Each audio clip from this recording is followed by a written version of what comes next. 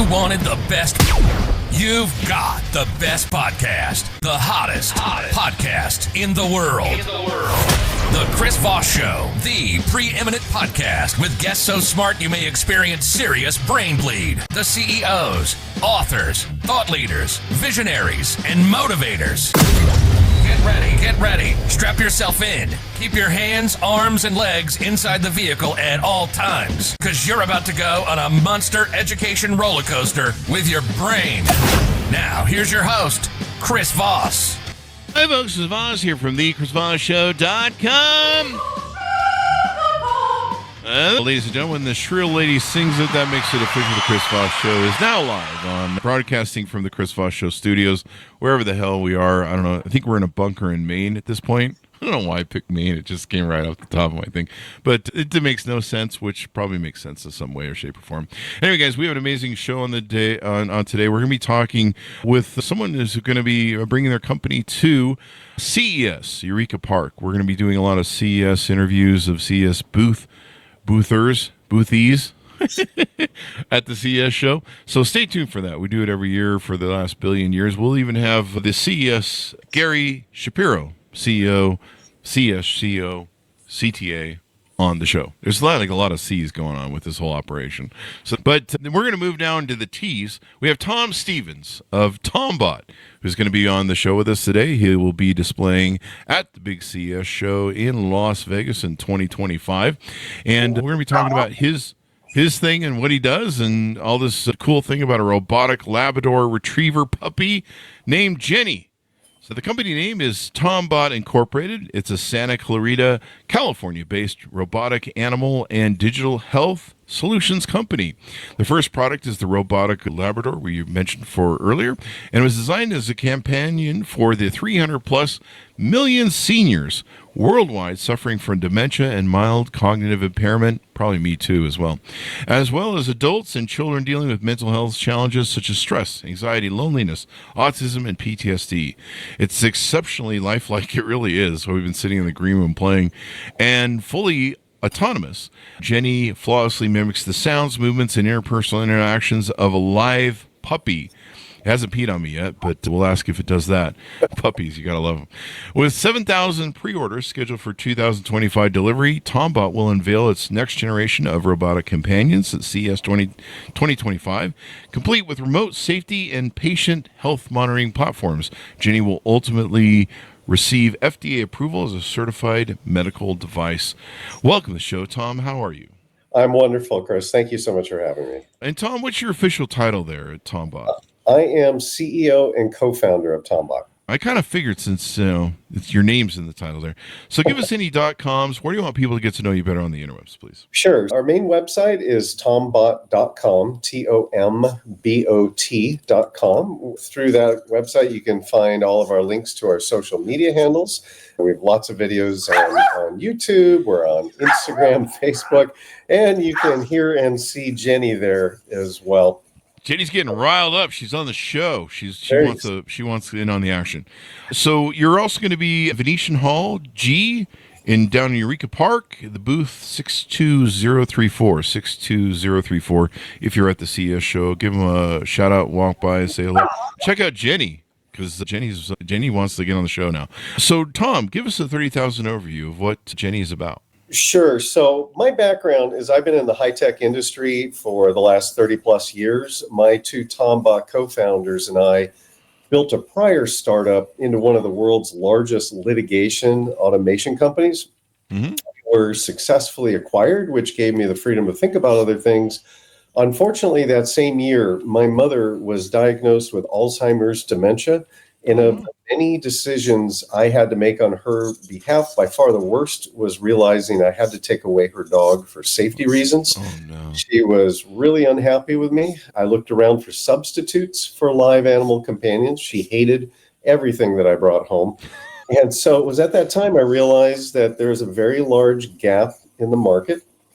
That launched me on what became a multi-year research and education journey culminating in a master's degree from Stanford University. And along the way, I learned that my mom's story is shared by over 300 million seniors with dementia or pre-dementia mild cognitive impairment and quite literally half the planet, about 1 billion out of the 2 billion households. And we launched TomBot to be in service to those people. I think we dropped down a little bit again on the sound there. Oh, sorry about that. No problem. So we found it's basically you guys have created probably the most lifelike dog I've ever seen in a robotic autonomous animal. And I've been watching it here in the show in the green room. We've been talking about it. If you watch this on YouTube, I know most people consume the podcast in audio, but if you go to YouTube, you can see the dog, and it really looks like a real dog, and it behaves like a real dog on its own. It's like head moves, and it does a lot of the mimicking that a normal dog would do, the tail wagging, and it's kind of fooled my brain a couple times where I'm like, wait, is that a real dog or is that a fake dog? It turns out that it was a very important thing. So our first puppy, as you mentioned, will be an FDA medical device. She's actually designed to treat the behavioral and psychological symptoms of dementia and reduce the need for certain medications, including psychotropic medications. But the reason why these products work in the first place is they stimulate emotional attachment. And we're fortunate in that we're standing on over 40 years of peer-reviewed studies that show that where a senior with dementia can form a robust emotional attachment to an object, traditionally that's been a human baby doll or a stuffed animal, that senior gets a great deal of relief from those behavioral and psychological symptoms and a corresponding reduction in need for the psychotropics. The problem is very few seniors, including my mother, care for the traditional objects. Research, you'll get a chance to talk. Research on robotic animals show they significantly outperform the traditional objects and have the added benefit of reducing pain and the need for pain medications. The problem there, however, is existing technologies are either simple mechanical toys, which frequently lose their attachment after the novelty effect is worn off, or on the other end of the spectrum are prohibitively expensive robots. This whole space was invented in the early 2000s by a Japanese research institute. They created a robotic seal by the name of Paro, P-A-R-O, and it's a good robot, but it costs over $6,000. Wow. Most senior care facilities can't afford one, let alone individuals like my mother who need one for themselves in order to form that emotional bond. Yeah. We conducted multiple rounds of customer studies with over 700 seniors with dementia. And of the many things that we learned through that, the biggest takeaways were around realism. Realism, first of all, in objects of which they're already familiar, puppies, kittens, as opposed to wild animals or fictitious creatures. And then secondly, the more realistic, the better in terms of appearance, texture, and behaviors. We teamed up with Jim Henson's Creature Shop to do all of our artistic design. And with their help, we're building what we believe to be are the world's most realistic robotic animals, scientifically designed to stimulate emotional attachment. And then once in place, we become a unique platform for monitoring those seniors for safety and health. So you can see how they're doing and stuff. Can you see through the eyes at all or is that maybe a future? Future. For our first product, a senior with dementia by definition is fully disabled, and that person needs a caretaker. Typically, it's an unpaid family member to make sure that they're safe and healthy. And so we didn't need it for that. We will have that in future models for someone who's living independently still, and like mom lives on the next county over, and I don't get to see her as much as I'd like to, and I'm starting to worry more about her. So a little more safety monitoring there. But our first model is designed to monitor for sundowning syndrome, which is one of the most common set of symptoms associated with dementia. So you have interactive sensors built into it that are touch sensors all over the body. Yep. So it'll react to, you normally pet your dog and stuff. Voice commands, it's got voice activation software. Real puppy sounds from a 12-year-old Labrador. It really does. It fools me, and it's sitting there, and I know it's fake. But it's doing little barks, and it does software updates. It's connected to an app, and it's rechargeable.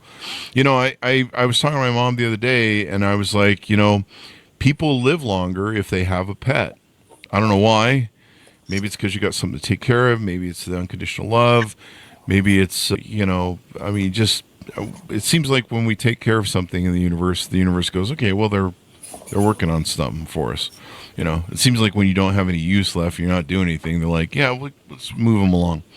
And I think that's true. And a lot of people, they don't find something to do after they retire. They tend to die very quickly. But if they find a purpose, then they do it. My sister has MS. She's in a care center. But she can't have a dog in a care center. And so this would be perfect for her. She's not fully there. She may actually think it's a real dog. I know my mom, she's older and she's fine cognitively, but, she doesn't really have a companion. She's got her kids, but we're busy doing things sometimes.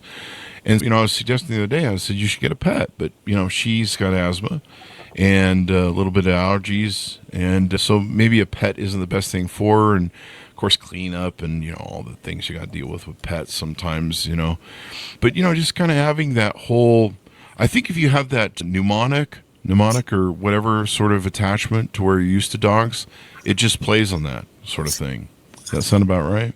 I think you're absolutely right.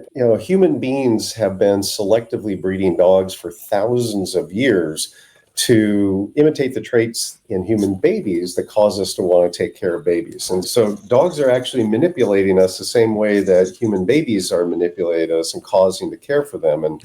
And in the process, it's stimulating positive changes in our brain's neurochemistry. And while it's a complex cocktail of neurochemicals, what's thought to be hardest at work is oxytocin.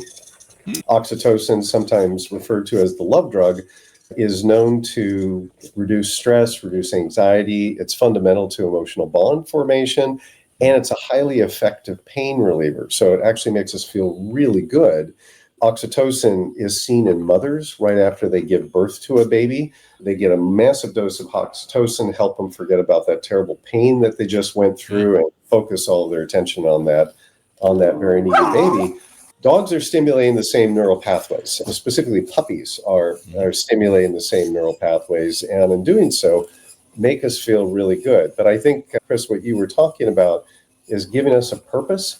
That is also instrumental in improving quality of life and potentially even extending quality of life. That dog is like so amazing. I mean, its head movements. I mean, I've had 4 Siberian Huskies now, and then as a child, I think we had a couple puppies. I mean, it's so lifelike in its movement, in its head, and how it looks around. It moves its ears, it moves its tail. Like, it's freaking me out, man, because I'm just like, my brain goes, that's a real dog. And, there it is turning its head one way to the other. And it still has the active, it's got the bark. And once I hear that baby puppy bark, my brain goes, take care of the dog, find out what's going on. There's something about a puppy that I like how it turns its head, how dogs do when they're trying to listen to you and figure out what you're talking to. Yeah. But I can see how this can really help somebody, especially in dementia. They may not even be aware it's not a real dog, maybe, but they'll, it really picks up a lot of those sort of reactionary things like you talked about, where I immediately go, oh, that's a real dog. I need to pet it and all that good stuff. And it's an excellent point. We learned in our studies, once again, and she's better than we originally thought she was going to have to be. Yeah. But to consistently stimulate and re-stimulate that emotional attachment, it has to be engaging enough to motivate them to do it. And they need to want to care for the robot. They have to care about its well-being, keep it company, give it love, have it love them back. And through that engagement, continually re-stimulating our neural pathways. She agrees. She wants attention. She doesn't like it when I ignore her. But one of the keys to this, and it goes to your point about maybe they might know or maybe might not know that it's a real dog. We were concerned about that early in our studies for ethical reasons, because we didn't want to say, okay, here's this real puppy, take care of this real puppy. Rather, we wanted to introduce the puppy as a robot and see how they reacted to it. And human beings are highly empathetic creatures. We like to immerse. If you can imagine the last movie or perhaps something on television where you were either particularly happy or sad or maybe even a little scared or startled, You weren't really there, but you chose to immerse in that. And we like doing that. That's something that's very natural for us. And the same thing with the puppy. We like to suspend disbelief. Even though we know that it's a robot, we like to pretend that it's real. And it turns out that seniors with dementia, unless they're very late stage, also know that it's a robot and prefer that it's a robot. Yeah. Peak animal or peak pet ownership rates are in our 50s and then decline by about 50% per decade after that. Once again, for reasons of burden of care, health adversity, cost, and so forth. Sometimes people lose a pet and don't want to replace that pet because they don't want to grieve for the loss of another family member. Yeah. So they actually know that it's a robot and they prefer that it's a robot in most cases, but they still want to suspend disbelief. And one of the critical factors for us was being able to design behaviors that are, first of all, very lifelike, but also non-repetitive. With many of the mechanical objects out there, within about 60 seconds, you've seen 100% of what they're capable of doing. Yeah. Part of our IP is that we have the potential for unlimited categories of behaviors and unlimited behaviors within a given category. So even though there's always a finite number of them that's on the robot, they'll never perceive repetition. And through software updates, we'll continue to expand and improve on the performance of the robot. Will you eat a shoe every now and then and pee on my floor? I mean, that's real. That's about as realistic as I can get with my husband. In one of our early studies, an elderly gentleman said, "Does it poop batteries?" Doesn't poop batteries, but it does run on batteries. It would be kind of funny, you got to replace them because it shoots out the ones that are used. I think my Elon Musk car does that. My Cybertruck. Yeah, it's a horrible truck. You're right, Jenny. But you mentioned one thing. I remember years ago I did a real estate sale of a home for an elderly couple, which is funny because I'm the elderly one now. But back then I was young, and they I think their cat had just died or something. And I was like, oh, that's unfortunate. You're probably going to get another one. They're like, no, that's it. We've had, I think they said they had 10 animals over their lifetime in their marriage. And they're like, Chris, we're just so over the pain and the grieving. And so, I can't imagine my life without my dogs.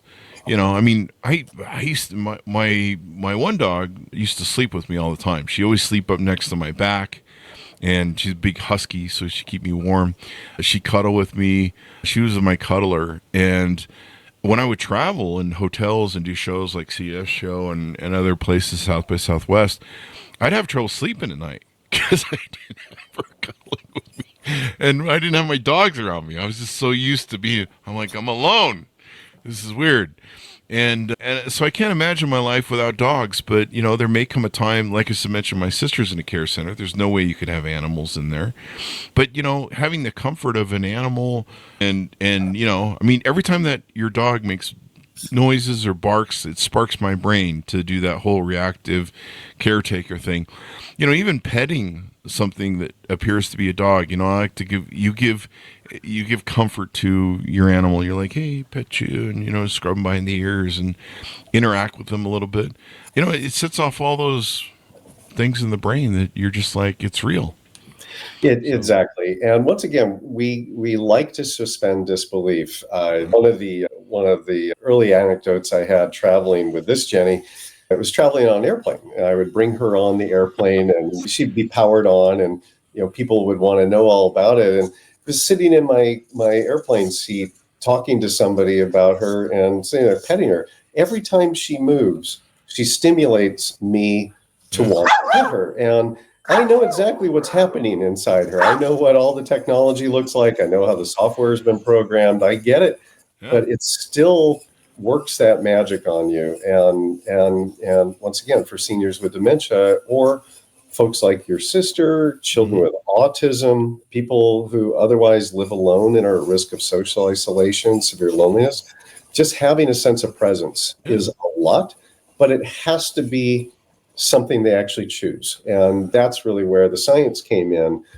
understanding what this had to turn out to be.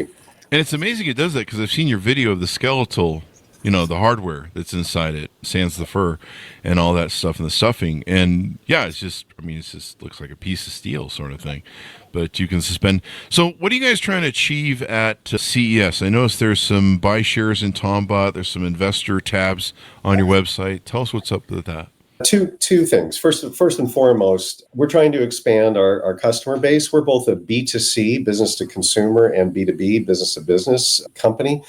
Our seniors with dementia, about 83% of them here in the United States live at home and are cared for by an unpaid family member, such as a spouse or a daughter or daughter-in-law, something like that. And so we have over 7,000 families that have pre-ordered the robot and are waiting for delivery. We'd love to have more of them. We're also a B2B company, senior care living facilities, whether it's assisted living, memory care, rehabilitation homes, behavioral health institutes, and hospitals. We are designed to help treat these symptoms when seniors with dementia and others with severe mental health issues or physical health issues find their way into short-term and long-term acute care settings. And so we will be working with some of the largest of these organizations here in the nation that do clinical studies to help demonstrate not only the basic science, but looking at specific outcomes like improved health experiences, reduced lengths of stay, and things of that sort. CES, first and foremost, is really just attracting attention to TomBot, trying to build more awareness to what we're doing. And then also, as you mentioned, we're a hardware company. We're always raising money. We've raised over $10 million to date. Our current round is a $3.5 million round, and we're hoping to close this as quickly as possible. That funding will get us the remaining money that we need to get us across the finish line and get to cash flow positive, after which time we'll raise a much larger round of funding to scale sales, marketing, production, as well as begin research and development on our next products. I noticed that 8 days left on TomBot Invest now. This is on Pick Me crowdfunding? That is exactly right. So we have a two-tiered. We made a decision a few years ago, and this turned out to be an excellent decision, to encourage our customers to also be investors in the company. They're the people that understand the need most and are the ones that stand the most benefit from the healthcare aspects of that. Should also have an opportunity to benefit from a financial standpoint. So this is our third round of crowdfunding we've done. We have close to 1,000 investors across the three campaigns. Wow. This particular campaign is two-tier in terms of pricing. For people that participate before the end of this calendar year, so the end of December 31st, 2024, get a 15% discount off the share price. They're still welcome to participate after the first of the year, as long as we're still raising money, but it will be at a higher price.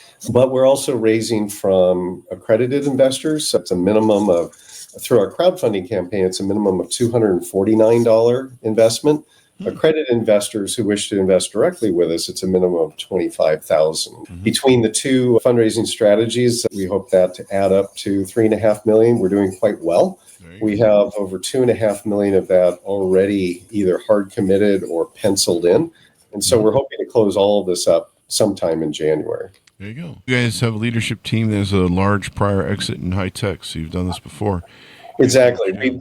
We've not only have the experience running businesses, we have experience resolving disputes among ourselves. So that's probably the bigger challenge. Like any marriage. But seriously, we're the leadership team that really occupies three different areas of necessary expertise. I come from the business side, product innovation, marketing, financial management.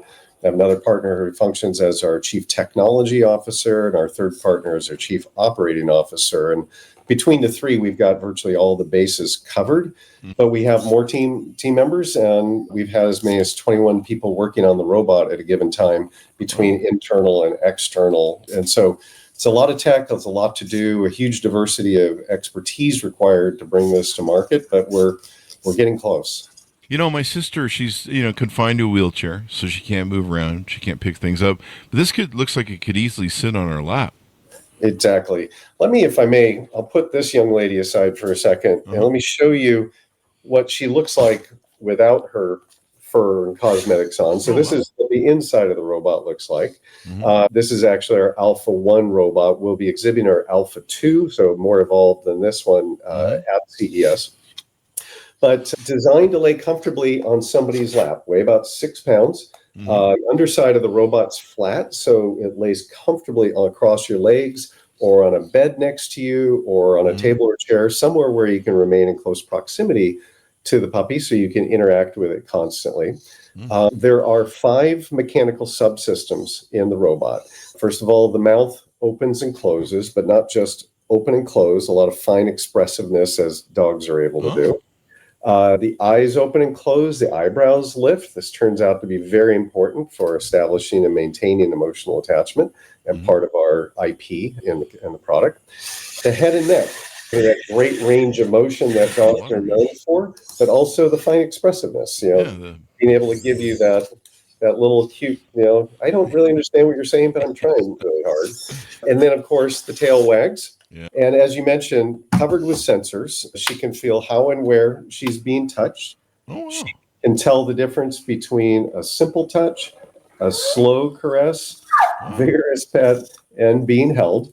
She responds to voice commands, a large list of voice commands. We come with a smartphone app that allows for a number of configuration settings or changes, including renaming the robot, and then once named, she'll only respond to that given name. Oh, really? It responds to the name? Oh, yeah, absolutely. So she can feel herself being moved, and so if she's picked up, she knows not to squirm, risk being dropped. She has a light sensor. So if it's dark in a room, she knows not to bark. And a variety of other sensors to help her gather information from her environment, make an inference as to what that might mean, and then exhibit a behavior that's appropriate to that context. And once again, this is a minimum viable product for a senior with dementia. And however, lots of people with other use needs have pre-ordered it. I'm going to get one so that when I travel to hotels and I have my dog to cuddle with me. We actually have an investor who's an ER doctor, and she called us up saying that, I used to have dogs, but my travel just doesn't allow for it between my hours and my travel. I need this because I'm terrified of flying, but I have to fly. And so one investor suggested that we have puppies in kiosks at airports, that people pick it up at one end of the flight and then drop it off at the other. That's brilliant. Yeah. No, I mean, you see these people losing on flights nowadays, and maybe if they had a dog to kind of calm them down a little bit and maybe get off the meth or whatever they're on. Exactly. And the airlines hate emotional support animals. Real service dogs are important, and they support that. We've talked to a few unofficially, and they've said, please make emotional support animals go away. It's a burden for us. There's people bringing chickens and llamas, and that's crazy. It's basically the Eureka stand sort of airlines these days. So then I don't bathe once a week anyway. Me on your airline. I bathe people. Don't write me. It's a joke. At least once every 4 days or something. I don't know. But no, having that dog, I would even, I get mental over air travel. I hate the TSA. I hate, all I want to do is get rich enough in life so I never have to fly commercial ever again. That's the whole goal. I don't care about the money. I just don't want to have to fly commercial ever again.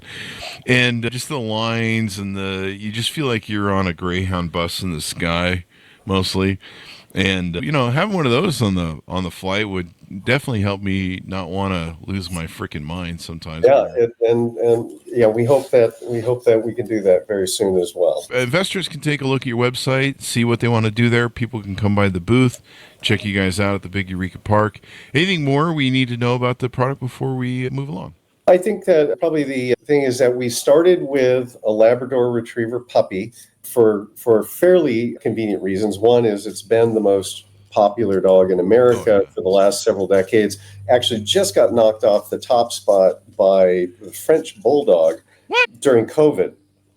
And the reason being is that French Bulldogs don't need to move. You take it out to go to the restroom a couple times a day, and it's just perfectly happy sitting around the rest of the time, where labs have a lot of energy. They need to move. Yeah, they do. So the French Bulldog is appropriate for an urban dweller.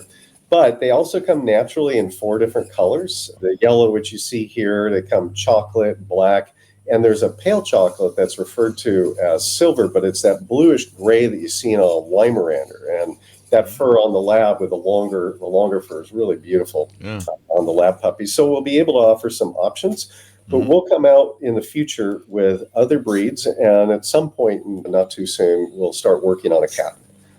Oh, people love cats too. I don't know why, but no, people love cats. The data was about 70-30. About 70% of those that we surveyed either strongly preferred a dog or were indifferent, and then 30% strongly preferred a cat. So just following the numbers, we began with a puppy. Cats are, from a technical standpoint, cats will be challenging for us too, because they have unique animation capabilities that we're happy to start with something that's a little bit more straightforward.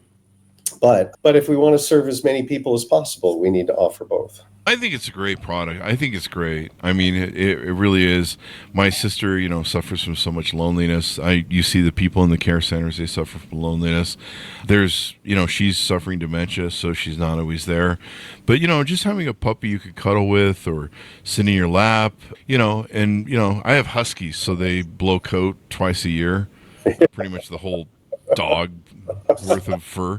It's the cleanup's a nightmare, and you can't have that in care centers and stuff. And just her having something to do would be so great. So, Tom, I think it's a wonderful product. Give us a final pitch out as we go out. Tell people where they can go on the .coms and all that good stuff. Oh, thank you, Chris, for having me again. Real pleasure to be on your show. You can reach us at TomBot.com, and if you happen to be in Las Vegas in January and you're going to come to the CES show, please do come. Visit us at the Venetian. We'll be in Eureka Park at booth number 62034. And of course, we're available across all their typical media channels at TomBot or TomBot Robotics. And please reach out and say hi. We love hearing from you and love to hear your ideas about how to make the product better. Thank you again. Thank you. And thanks for helping out dementia patients and all those people in care centers. I mean, they're so lonely. And so being able to have something like this and I think it will help their brains, help stimulate their brains. And we talk a lot on the show with brain scientists and psychologists and stuff. And stimulating that brain and different things that you can do can help enhance the quality of life and longevity. And sometimes it can kind of help bring them back a little bit. Yeah. All the more power to you. So thank you very much, Tom, for coming on the show. Be sure to check them out. You can go to where they'll be at Eureka Park. I had their dealio up. Do you remember the booth number off the top of your head? I think we gave it at the beginning of the show. 62034. Check them out. Eureka Park down there in the basement of the Venetian.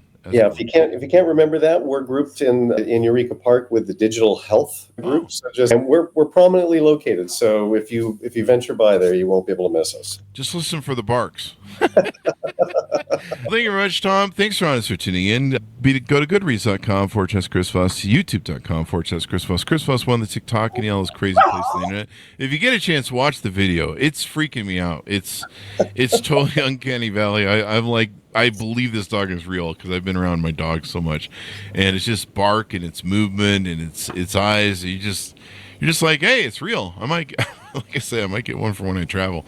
That way I don't go insane. Anyway, thanks for tuning in, everyone. Watch for our continuing coverage of booths and vendors that are showing at CES, and watch for Gary Shapiro do his annual appearance on the show. I think it's obligated to him by now, but he'll have his new book out as well. Be good to each other. Stay safe. We'll see you guys next time. That should have us out.